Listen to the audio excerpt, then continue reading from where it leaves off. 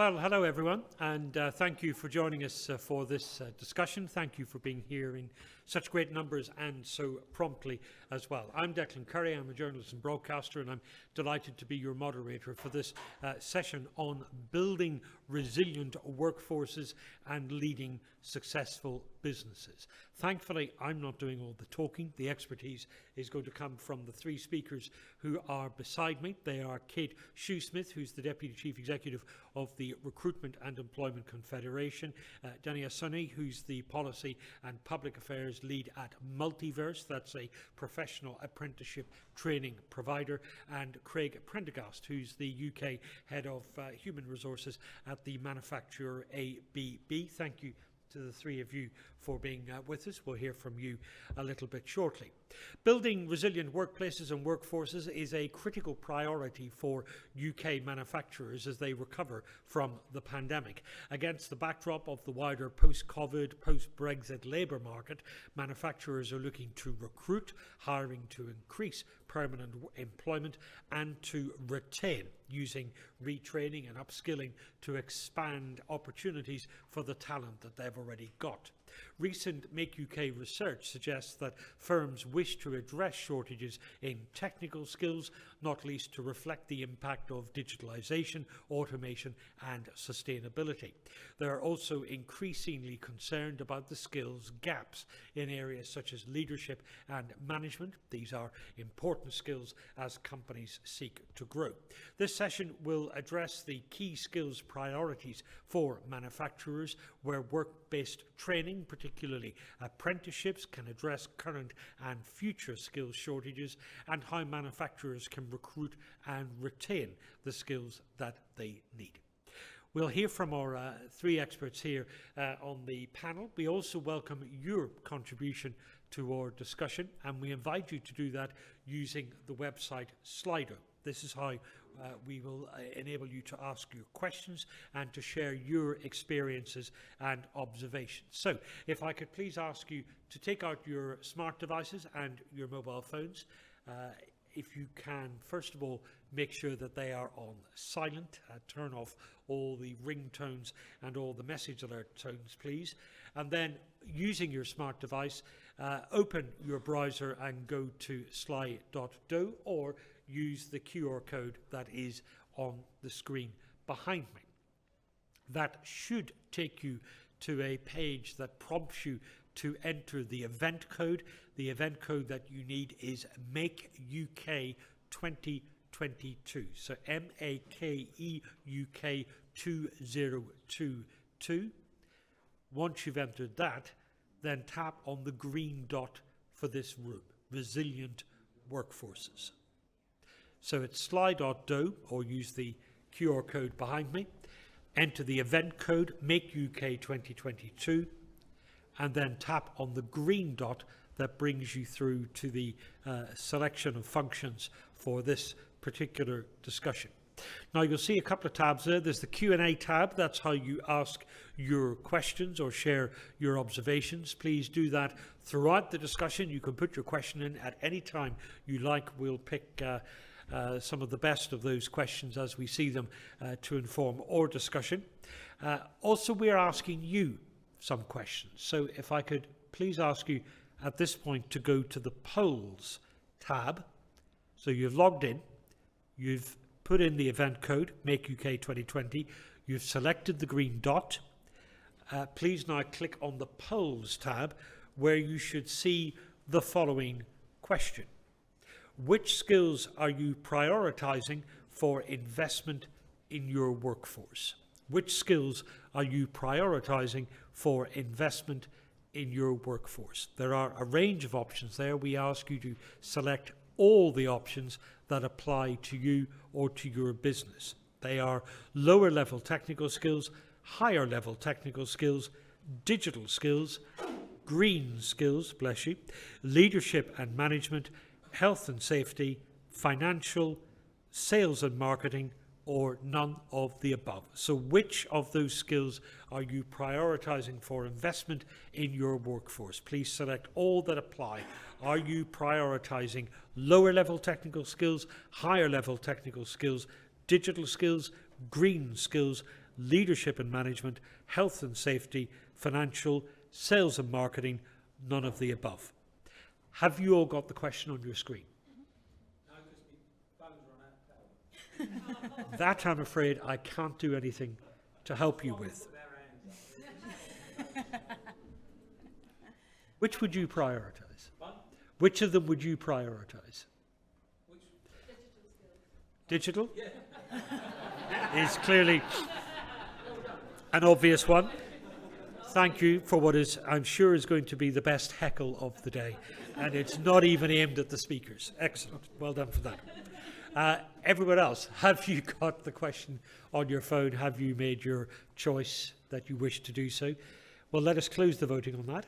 I don't know whether I get to see the answers and whether we all get to see the answers, or whether someone writes them down on a piece of paper and brings them up to me. Here we have the answers. They should be on your screen. 86% of you selecting higher level technical skills, so that's the clear runaway choice. 70% selecting leadership and management, then 48% for lower level technical skills.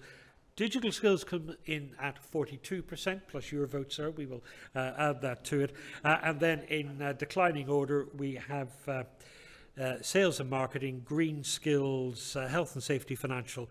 None of you selecting none of the above. I'm going to use my digital skills to take a photo of this, as it saves me writing it down, and we can refer back to it at a later stage. So thank you for that. We'll keep that there. Use the Q&A tab for your questions and your observations as you hear the contributions from our speakers.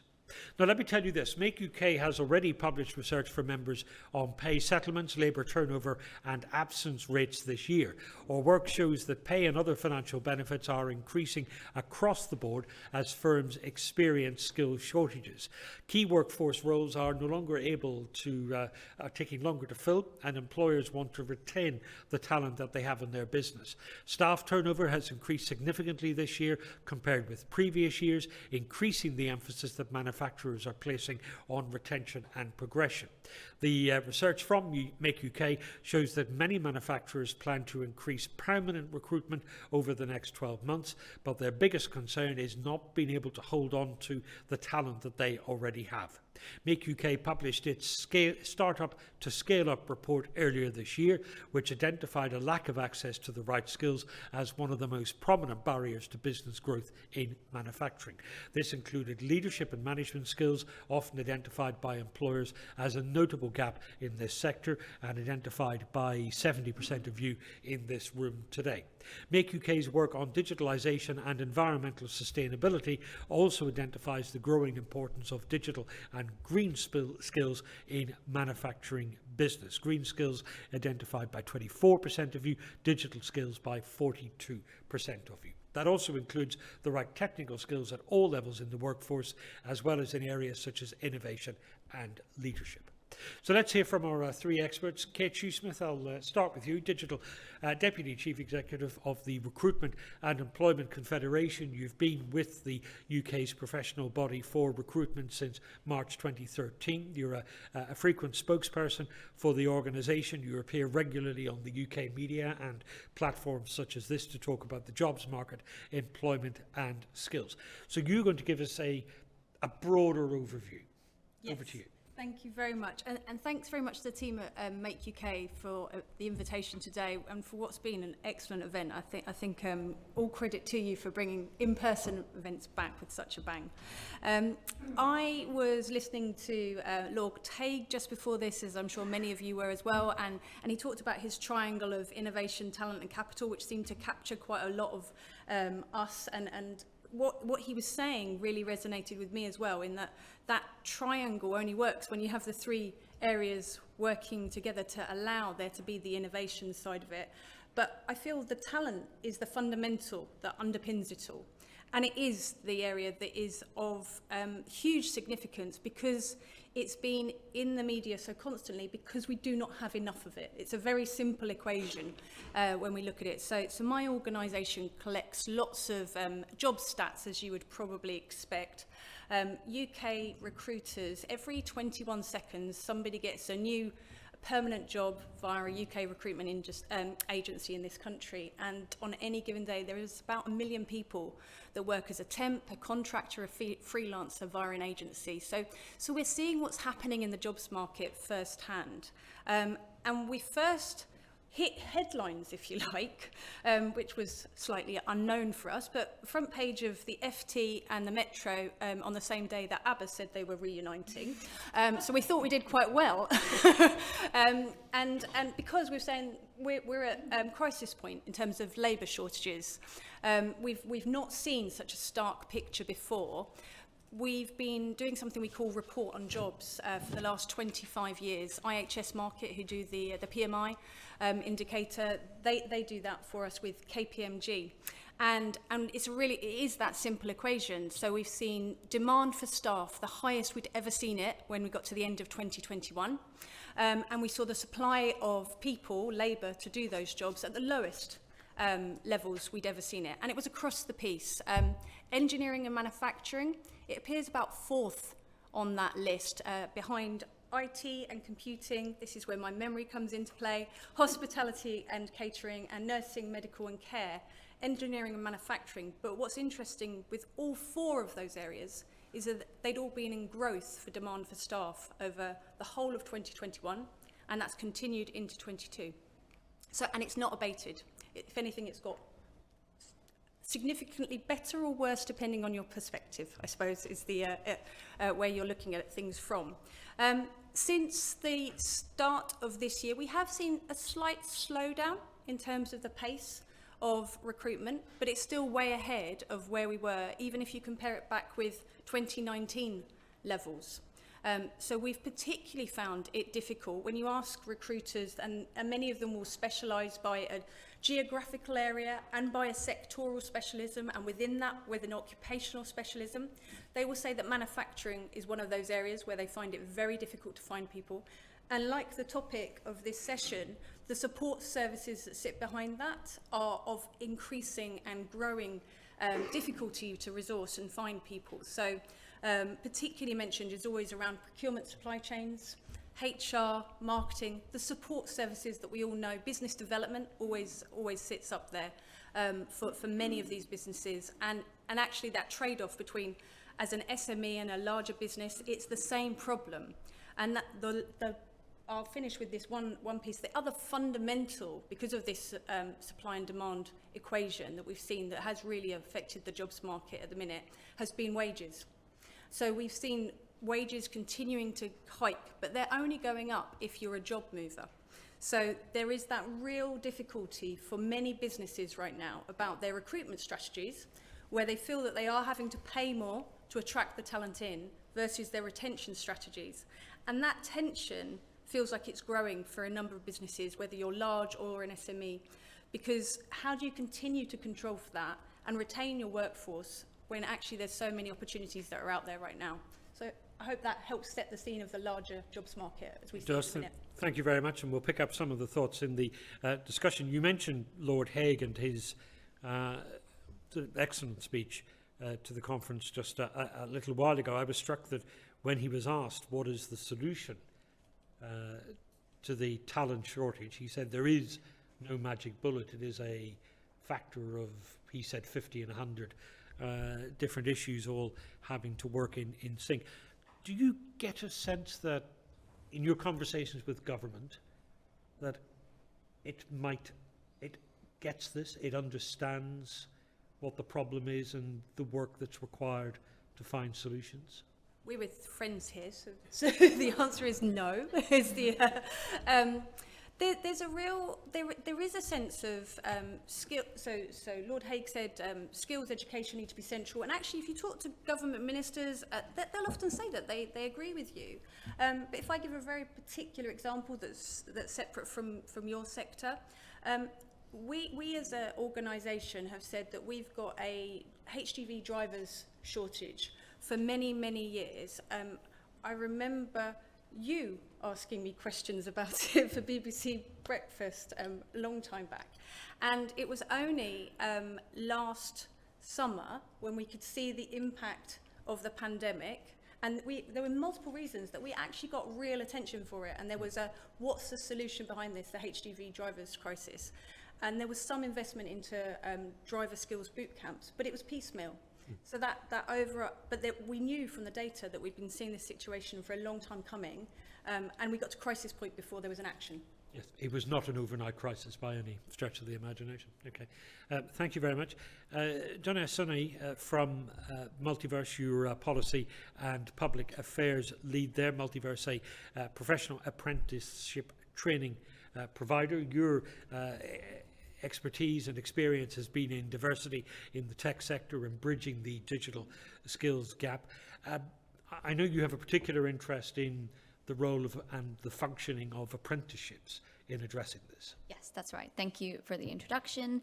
As Declan mentioned, I'm from Multiverse. Multiverse is an apprenticeship training provider, and we are working towards creating an outstanding alternative to university and corporate training through professional apprenticeships. I've been at Multiverse for the last 3 years in various different roles, but at the moment my role focuses on policy and public affairs, which is working with our internal teams and working with the government to bring awareness about apprenticeships and some of the ways we can improve apprenticeships in the UK. The topic of conversation today is building resilience in the workforce and building a robust workforce across the sector in manufacturing and beyond. So I'm coming today with some knowledge and some lessons that we've learned at Multiverse. We've worked with over 350 employees with 6,000 apprentices who are either on or have completed program in the last 6 years. So through some of this rapid growth, we've been able to learn some lessons when it comes to retention, progression, and upskilling of existing workforce through apprenticeships. So those are some of the areas I'll be focusing on today. Apprenticeships have an interesting reputation in a lot of markets and a lot of industries, and that's because they have a certain connotation associated with them. And employers can also be weary about hiring apprentices because they're unsure about the return on investment, or perhaps the amount of time that they will spend investing in the apprentice's skills for them to perhaps leave the organization or move into another organization, as you just mentioned, Kate, about people moving jobs for wage inflation reasons. So those are some of the things I'll be talking about today. First, if we start off with retention sort of discussed in two ways in the apprenticeship space, and that's retention on program, so how many apprentices who stay on program, and those who, when they finish the program, stay with the employer. So retention is something that DFE, the Department for Education, really cares about because the stats aren't great in the UK market at the moment. So 60.2% of apprentices stay on program nationally while they're on an apprenticeship, and 85% stay on in employment after an apprenticeship, with that number drastically reducing to 64% with the same employer after the apprenticeship. Those stats could definitely be better, especially because employers invest a lot into apprenticeships and invest a lot into the young people that they're hiring and bringing into their business, both from a existing employee perspective of upskilling managers and HR teams, as well as other resources. At Multiverse, our retention rates are a bit better than that. So we have 87% of our apprentices stay on program until the very end, and 80% stay on with their employer after completion. And some of the things that we've learned from this and some of the lessons that we've learned for retention are the following. So firstly, we've noticed that our clients who have a good relationship with their provider, with us in this instance, but also other providers that they work with, have really good retention rates because they know how their apprentices are doing, they know what they might be struggling with, and they know where they can provide support to their apprentice. So having that relationship is really key. Second is to train the apprentice manager staff. So a lot of staff members get apprentices, or a lot of first-time managers may get an apprentice as an opportunity for them to grow professionally, and that's an excellent opportunity. But as long as that manager has been given adequate training and support to support that apprentice with pastoral care and have the opportunity to make sure that their apprentice thrives throughout the business, that would be really important. The third is the space to apply learning. So apprenticeships are all about application of learning. We know that 20% off the job doesn't mean what it used to mean anymore, and it's all about the application. So making sure that your apprentice has the opportunities to apply their learning is really, really key for any apprenticeship. Fourth is the value of community. This is something that we found to be really, really important at Multiverse. Apprentices are often the youngest person in the company. Unlike me, who just looks like the youngest, apprentices are joining a company and they don't always have the right support staff or support around them because not a lot of people may have come in the same route as them. So at Multiverse, we have a thriving community with over 5,000 apprentices who are either on program or have graduated from their apprenticeship. And there's various networks, LGBTQ networks, women's networks, etc. And that community helps them find a place of support for their apprenticeship needs and their personal needs while also working. So that's where the outstanding alternative to university really comes in, because apprentices are able to make connections and network in a way that perhaps they wouldn't have if they were a bit more siloed in their organizations. And lastly, living wage. So a lot of apprentices are unfortunately paid a really low wage, which encourages them to leave the organization to seek other employment opportunities. So we don't accept any organizations that pay below the apprentice living wage, and that's something that we found is critical for retention. The second area is progression, and that's progression between apprenticeship levels and employment. So after an apprenticeship, apprentices can either decide to go on to another apprenticeship or perhaps stay in the organization, hopefully stay in a permanent role. And Multiverse, our tagline is from basics to boardroom. So what we think is that an apprentice should have opportunities to learn throughout their career, but learning shouldn't just be in one shot of 3 years at the beginning of an apprentice or anyone's career. Rather, it should be something that they take along them with the journey. So with that in mind, when we talk about progression from one apprenticeship level to another, we often encourage our employers to consider whether it's the best option for them and their apprentice. A lot of apprentices finish and they're really keen and they want to move on to the next one immediately, but often giving them that time to breathe and think about their next career stage helps. But in the meantime, we really think it's important that employers recognize the achievements of their apprentices, give them opportunities for promotion or progression within the organization. And at Multiverse, 26% of our apprentices get promotions after completing their apprenticeship. So it's a really good way of recognizing the hard work that they've done without necessarily putting them on another apprenticeship immediately. And lastly, just to touch on upskilling and retraining. So the poll demonstrated that 70% of the people in this room found leadership and management to be some of the hardest skills when you're recruiting or looking for people in your organization. And using apprenticeships to upskill existing staff is a really sustainable way we found to get people more engaged in your workplace. So workplace training is hitting its lowest level in a decade, and fewer than 2/3 of employers are offering training to staff in a long-term sustainable manner.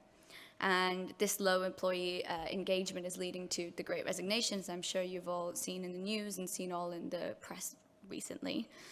And this statistic really resonated with us at Multiverse because we found that firms pay 18 to 20% more for external hires over the cost of internal promotions and training, where if that cost could be repositioned to upskill managers and leadership in the organization and promote internally, that can be beneficial. An example of this is our collaboration with Westminster City Council, where they identified a group of individuals across the organization who were either first-time managers or on their path to management. And they were all from certain backgrounds, ethnic minority backgrounds, socioeconomic diversity, etc. And they put them on a targeted management course. And the promotion level after this course was phenomenal. And I think that this course really demonstrated to us the importance of management and management apprenticeships. And management apprenticeships often get a bad reputation. You hear about them a lot in the press as well, saying X% of apprenticeships are management apprenticeships. But it doesn't have to be a zero-sum game. Management apprenticeships are incredibly important when you're considering the longevity of your staff and the retention of your staff. And I'm just running over time, I'm sure. So essentially, my call to action is that apprenticeships are a really excellent way to build resilience in your workforce and think about how you can use apprenticeships in creative ways to make sure that your workforce is engaged and happy. So that's my call to action. And in many cases, to not think of apprenticeships as something that you do when you're 16 or you're 18. Yeah, exactly. So it's 21. a lifelong learning thing, as I said, basics to boardroom. We have apprentices, our oldest apprentice is 72. So it's about your mindset. I'm struck by when you were talking about how you can make apprenticeships more effective, how practical some of the steps were. Make sure that you really know your apprentices and what drives them, what motivates them. Make sure the people who manage them are properly trained. These are really effective, but also quite simple examples of effectively self-help. Yeah, exactly. And I don't want to teach anyone to suck eggs, and I'm sure that all the employers in the room are, extremely aware of these things. These are just some of the lessons that we've learned along our journey to see that's the formula for effectively keeping your apprentices.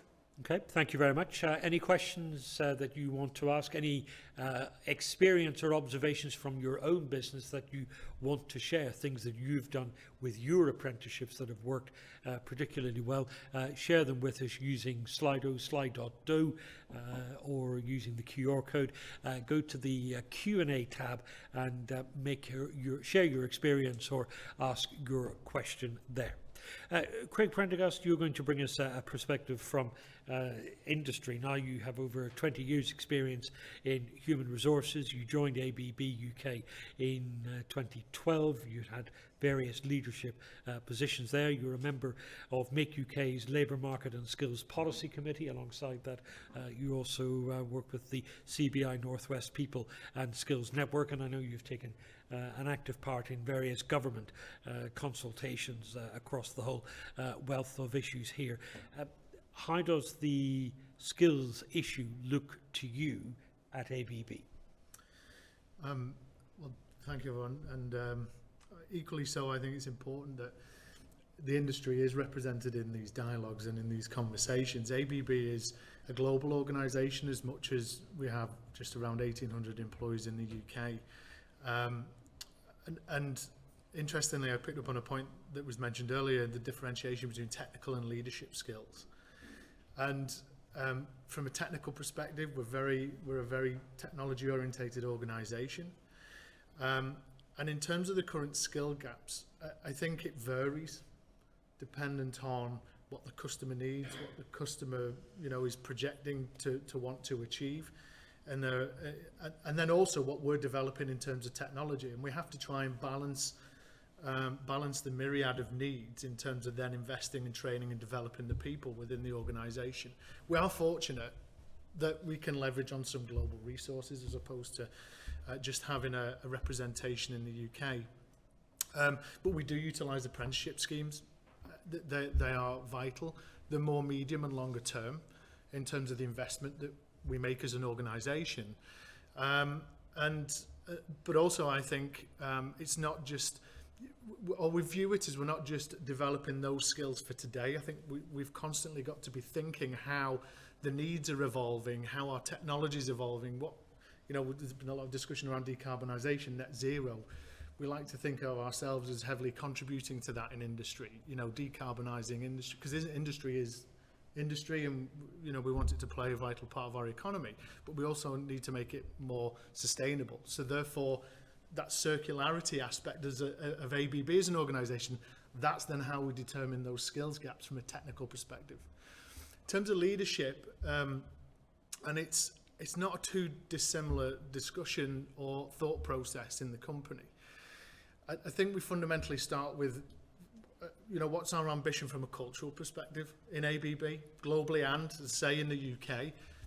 kind of what's our purpose, what do we want to stand for as an organisation, and then kind of build back the sort of the leadership aspects that we want. And it's interesting from Kate in terms of the recruitment, and we all know that we're facing skills shortages, but when we also talk about leadership, one of the challenges we see is actually finding the people with the right cultural acumen to fit into ABB.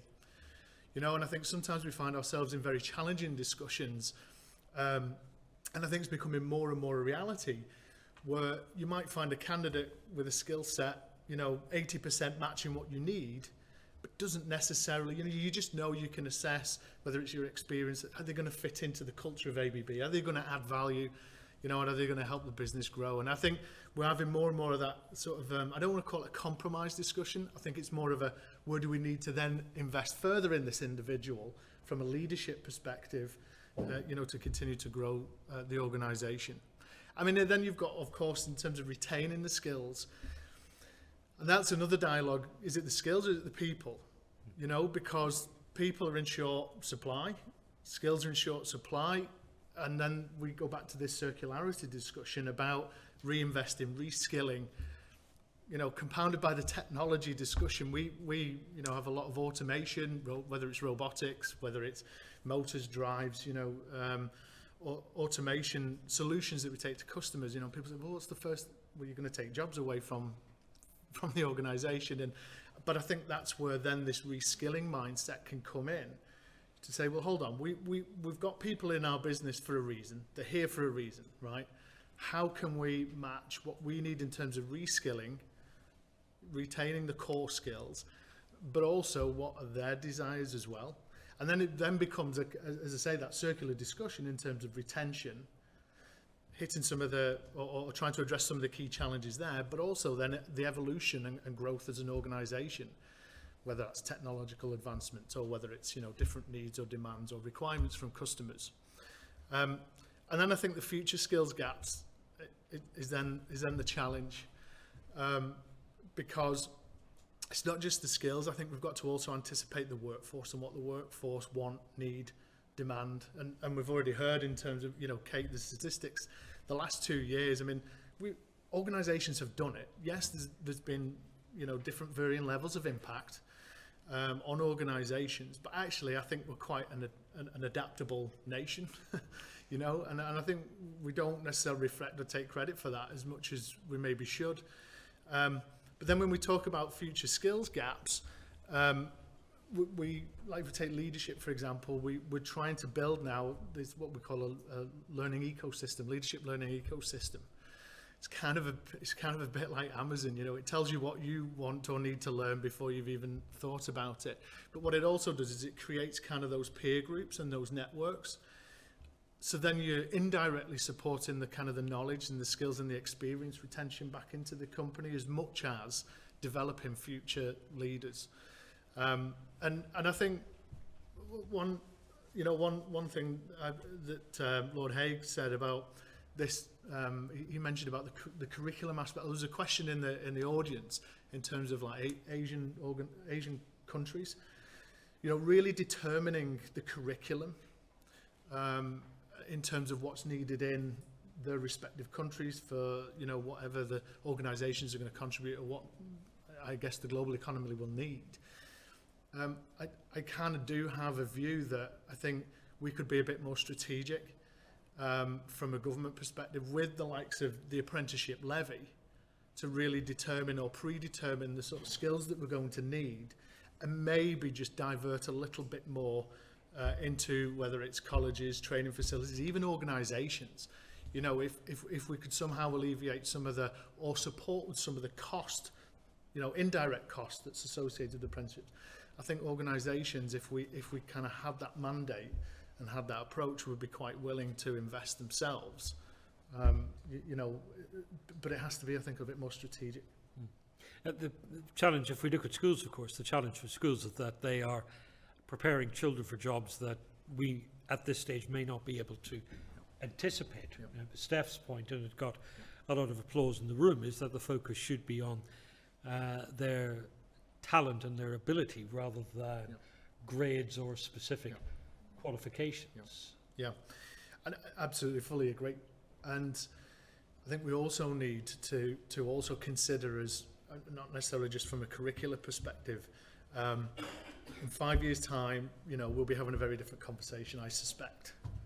Although there may be some key themes that would remain. I think this, you know, the topic that came up was learning to learn. And part of this kind of learning ecosystem is really thinking about building platforms for skills in the future. Again, whether it's culturally within the organisation or whether it's having the right people there or providing the right tools and resources, is developing that agility within the organisation so that we are going to reskill. You know, we've all seen the statistics in terms of how many different careers people are, or we expect people to have now, you know, over the lifetime of their working life. And so I think that learning to learn aspect has got to be key, because as you say, we even if we're developing people for specific skill sets now, they're going to be different in 5 years because technology is going to influence that, as well as the needs and demands and wants, you know, from employees themselves. Okay, thank you very much. Thank you for your questions as well. I'm going to go straight to those because we have a lot of them and they are excellent. As well as asking questions on Slido, you can also vote on questions that have already been posed by someone else in the room. So if someone's asked a question and you're thinking, yeah, I want an answer to that, then you can click on the little thumb and that indicates to me that it's a question about which there is a considerable interest in the room. I want to, Kate, just go back to the issue of recruitment, first of all. And we've seen the number of vacancies, the number of unfilled roles hit a record month after month after month. And there's a question there about where companies are looking for the talent that they need, and are they looking in all the right places? This is a question from Claire Porter. Women are 50% of the population, but only 24% of the manufacturing workforce, only 13% in automotive. How can we get women into manufacturing to fill the skills and workforce gaps? Is there a sense that some industries, and it may include this one, aren't looking hard enough or wide enough from the places where they traditionally did? I think there's a I think that whole piece around equality, diversity and inclusion has stepped up a gear, and rightly so, because we are in a situation where it is even harder than it's ever been to attract the right talent to your company. And I think there's no real excuses anymore. If your recruiter isn't giving you a diverse long and short list, they're not the ones for you, and they should be. And it's and we do need to be challenging each other to really think about that, and perhaps also diversifying the recruitment strategies. So there's a few things that we particularly think are important around this. One is last week with the Fawcett Society, we said end salary history. If somebody's applying for a role, our advice would be that on the job vacancy, it should stipulate the salary or the band of the salary. When you get to the point where you've shortlisted those candidates, there's no need to ask them about what they were earning before. And it's amazing how many of these preconceptions can dismiss a pool of talent that perhaps you hadn't considered before. If you're thinking about the recruitment process, what does the job vacancy look like? Are you using words that are inclusive and do not discount somebody? So we have this, and we know it from lots of old information we've done for many, many years, that if you are a woman, you tend to discount yourself from the job vacancy if you think you've got half the criteria, and so you just won't apply. But actually, that most women will discount themselves if it's 8 or 9 of the 80 or 90% of the criteria. You'll discount yourself. So really challenging some of those preconceptions that can exist within us as individuals. So job ads that have a shopping list of things that they may or may not need some point in the future, that deters. Yeah, absolutely, it does deter, but really thinking hard about what is essential versus, and if it's on a desirable list, should it be there in your job vacancy advert in the first place? So, and the last thing is, we have definitely heard more people, I'll call them candidates, people that will be willing to move roles, whether they're passive or active candidates, who will be very interested in an organisation's ESG or equality, diversity, inclusion strategies. They may ask differently about that. And if the rhetoric that's on a website doesn't then match their experience during the whole recruitment process, they will make an active decision about that recruitment process and whether they take the job. Craig, what's the experience at ABB? What's the company's record? What's the company doing on the diversity area? Like many organisations, we have ambitions. I think we're very transparent with those ambitions. I mean, the diversity in ABB, the gender diversity is about 20 to 80%.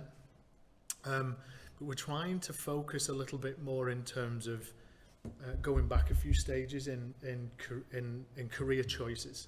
So we will work with, and we just engaged or started a partnership with local brownie groups, where we can go and share what we do in an organisation. We can take people along that can have those conversations. We invite them in.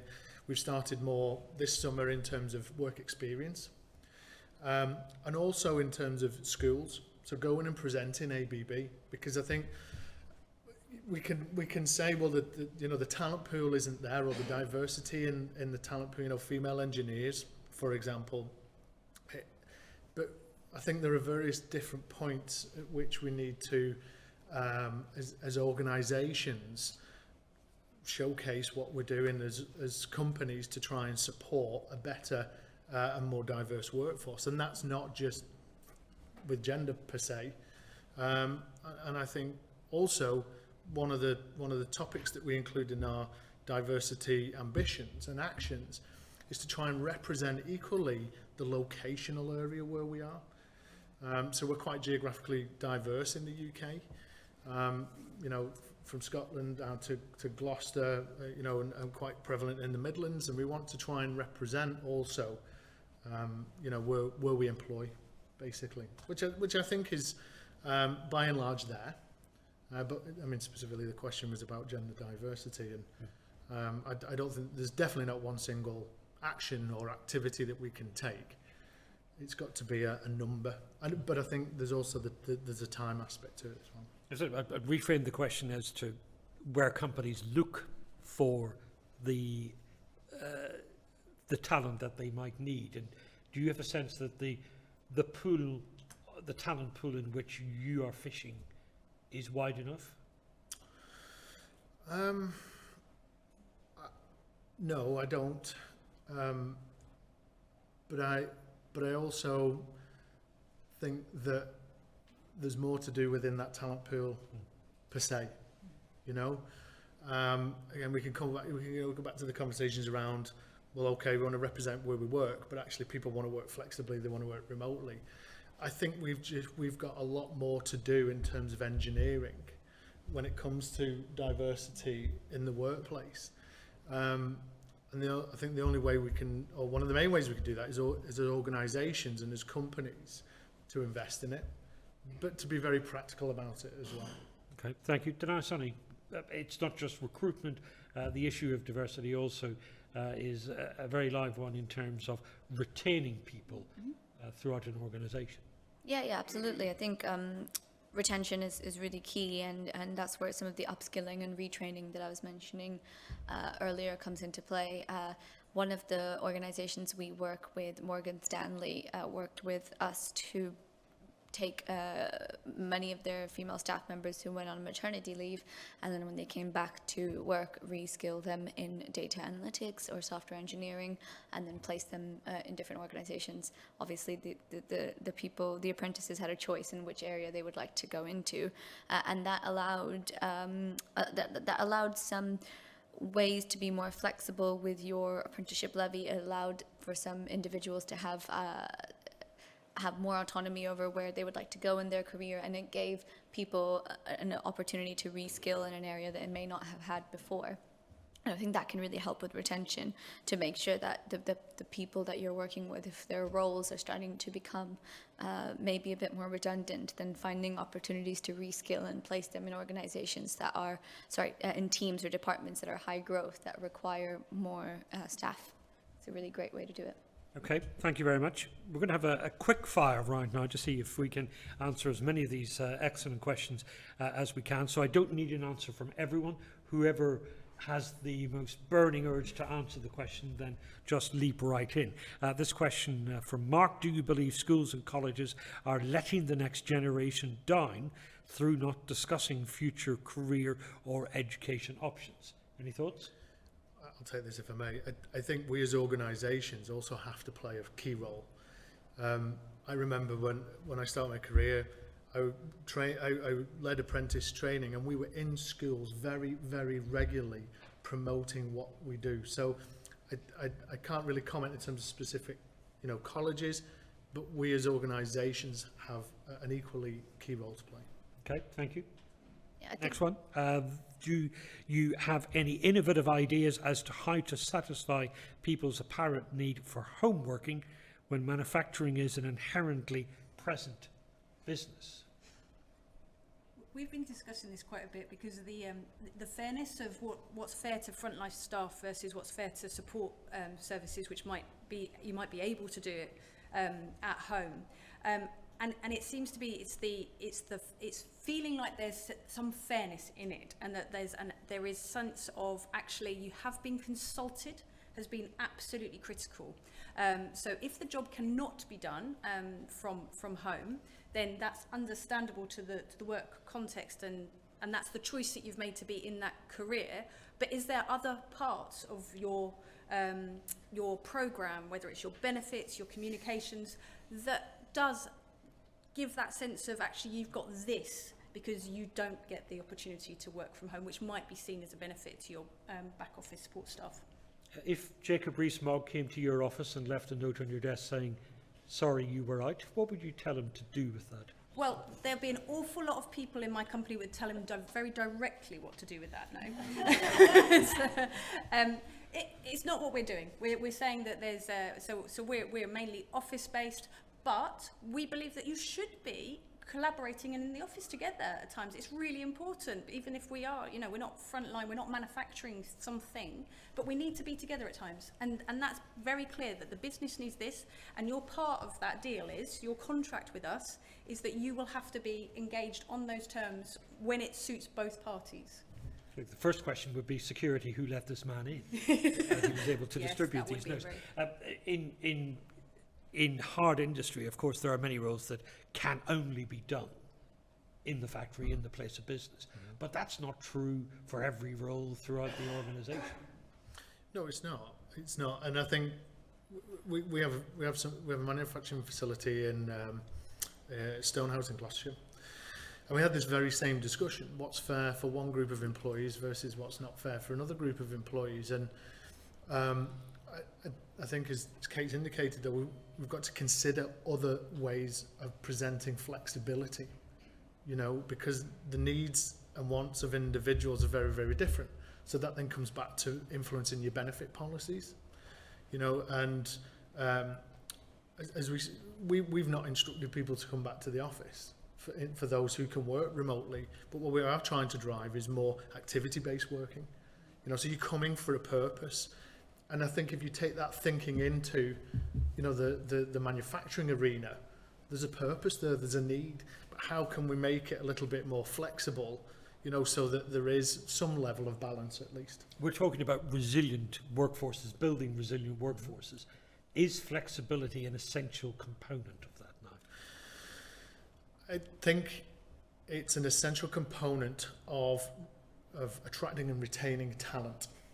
In terms of resilience, I think, yes, it plays a role, but let's not forget we've spent, by and large, the last 2 years at home. So our calendars are filled up with Zoom meetings, Teams meetings, whatever it may be. Or varying productivity. Whatever the topic of the day may be. And, I felt it myself. I was fortunate to travel a little bit a few weeks ago. But my diary's full. So when we talk about resilience, actually it goes a lot beyond that. And it's how do we then rebalance what we do, how we do it, and when we do it. Because you'll find, by and large, we have an annual engagement survey, and our employees tell us yeah, but the balance is only one way. How do we rebalance it back if we are going to be travelling and we're going to be engaging with customers and training and so on and so forth? So, yeah, not the be-all and end-all, but a key component. Okay, thank you. A couple of questions about apprenticeships. I'm going to run some of these together. Many attempts to reinvent and drive uptake in apprenticeships have fallen short. Are they fit for purpose? If not, how can a viable alternative be developed?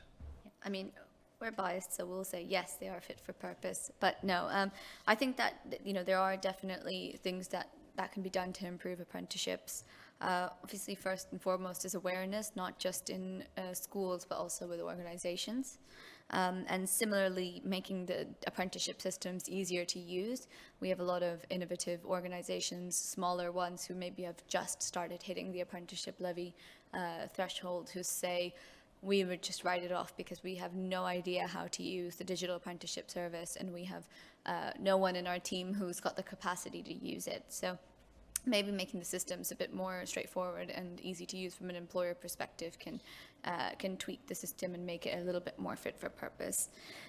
Also, incentivization for young people and organizations to hire young people. If that's what the government is after, is to get more young people into roles, then the incentivization structures need to be there as well. And depending on the industry, qualifications and standards need to be updated to keep up to speed with what's required. The manufacturing industry will have lots and lots of innovations, so ensuring that the standards are kept up to speed will be the best approach. I think that, is it perfect? No, but throwing it out and starting with something completely fresh is probably too disruptive. Has there been too much of a focus on the levy part rather than the apprentice part? Probably, and I think that's because a lot of organizations are faced with the apprenticeship levy and say, well, how do I use this bulk of money without writing it off? But I do think that recently there has been a shift back towards apprenticeships, and how can we make this the best for our workforce, and that is a result of a lot of the things that we've been discussing today. But some of the future skills that we've already identified as being important, green skills, leadership and management, digital skills, are apprenticeships the right platform to deliver on that? I think they are a large enabler and contribution to that. I mean, our apprenticeship levy bill per year is about $500,000. Do we spend that? No. And I've been quite vocal. Well, because there are. We can help. I'm sure. We pass it back through our supply chain, and we help and support organisations. But there are indirect costs that come with apprenticeships. So your question before, about the apprenticeship levy, it's fine having that pot of money, but organisations then also have to invest, and it is an investment, of course it is. I've been quite vocal in some of the different groups that I operate within in terms of being able to maybe utilise the levy to support some of those indirect costs. And then what happens is we effectively, not that I would particularly want to personally or for ABB, we then become kind of training providers to some extent. But I think companies would gladly invest in that if they knew they were investing in skill development that's going to then somehow, even if it was not with ABB, support manufacturing or organisations in the UK. A question from Stephen LaRue: what new business practices could help to better match workforce expectations or needs with the needs of manufacturing businesses? You referred to this in your remarks, that you're looking at what the business needs, but also at what the workforce needs and expects as well, and how you make sure those are aligned. Yeah, very much so. And I think I refer to the triangular dimension that Kate mentioned earlier. There's customer, there's technology, and then there's organisation. And we rely heavily on capability and workforce planning. So we typically take 1, 3, 5 years, but we know certainly over the last couple of years we have to be very agile with those plans. We can't be rigid, because otherwise, our customers will change, the needs will change, the technology will change, and we'll be left standing. And I know it's easy to sit here and say that, and a lot harder to do.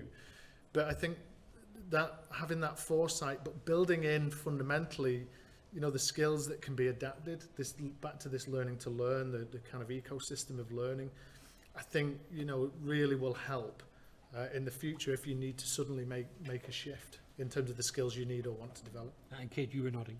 Yeah, I think one of the things is so I'm in a job that I had no clue that existed, working for a company that I had no clue existed. I didn't do my education, encouraged strongly by my mother to have an education for the purpose of this particular role, but it's been fulfilling, and that transferability and that idea of understanding what's out there. There's a role for employers going in, and where's the career system that really joins together that college, school, employer experience, rather than it being just us having to do that for ourselves, because that's what happens. We actively insert ourselves into the system, and then that broader workforce planning piece, that's exactly where it needs to be, but it needs to be a sustainable program which allows for there to be variations, and there is a government role in that, but it should be there as a convener, bringing together the different parties, and if you look at some of the systems, we could have that investment, allow employers to design the system that would